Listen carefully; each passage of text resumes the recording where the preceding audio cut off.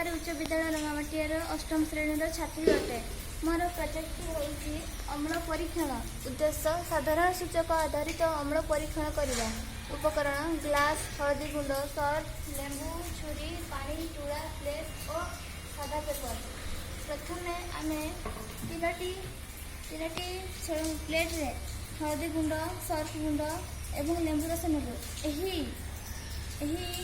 हळदी गुंड रे आमे पानी मिसे एक द्रवण प्रस्तुत कलु।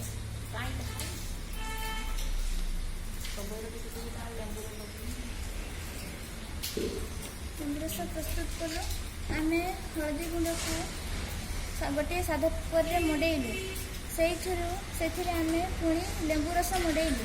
तापर आमे सर्फ गुंड मडेइलु। देखिलु कि एठारे हळदिया रंगटी गाढ़ रंगर परिणत होला। एही परीक्षण आमे उपनीत हेलु कि दैनंदिन जीवन में व्यवहृत सूचकर मिश्रण में अम्लीय गुण हेतु रंगर रूप बदली गला।